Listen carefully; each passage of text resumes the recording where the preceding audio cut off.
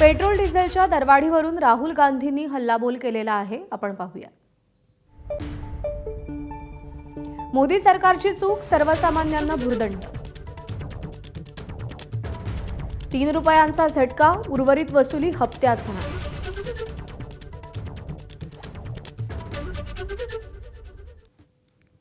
तर याच मुद्द्यावरती यवतमाळ वासियांचं नेमकं काय म्हणणं आहे तेही पाहूया. गेल्या 2 वर्षापासून स्थिर असलेल्या पेट्रोलच्या भावाने एकदम आखाती युद्धामुळे 3 रुपयाची वाढ झालेली आहे आणि त्यामुळे सामान्य नागरिकांच्या खिशावरती अतिरिक्त 3 रुपये एका लिटर मागे भुर्दंड आहे जो बसत आहेत. यवतमाळ जिल्ह्यात जर पाहिलं तर 164 पेट्रोल पंप आहे. या 64 पेट्रोल पंपामधून दररोज जर पाहिलं 2.5 लाख लिटर पेट्रोल हे दररोज लागते, तर जवळपास 5.5 लाख लिटर डिझेलची यवतमाळ जिल्ह्यात विक्री होते.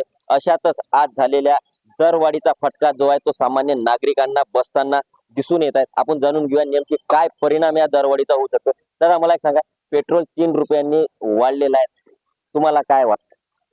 त्याचा महागाईवर भरपूर फरक पडेल आणि किमती वाढत येणाऱ्या दिवसामध्ये. दरवाढ वाढल्याने सगळ्याच गोष्टी वाढतात, भाव वाढते, दळणवळणाचा खर्च वाढतो, त्याच्यामुळे बाकीच्या गोष्टी वाढतात.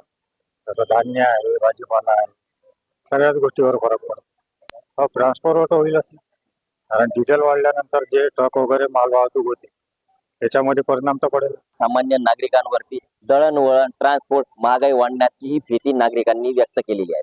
निलेश फाळके, एबीपी माझा, यवतमाळ.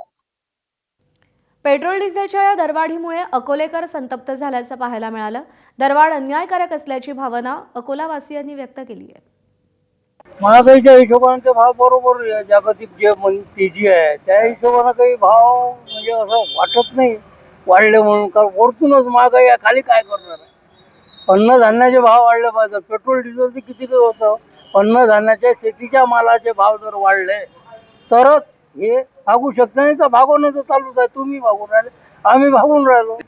पेट्रोल डीजल पे कैसा है, सारे यानी ट्रांसपोर्टेशन डिपेंडेंस रहता है. महंगाई बढ़ रही है, तेल के भाव बढ़ रहे हैं, अनाज के भाव बढ़ रहे हैं, पेट्रोल के भाव बढ़ रहे हैं, मतलब पूरे ऑल ओवर सभी चीज़ों के भाव बढ़ रहे हैं. तो पेट्रोल के भाव पर ही सब चीज़ें पूरी, यानी इंसान का जो लाइफ है वो पूरा डिपेंड है.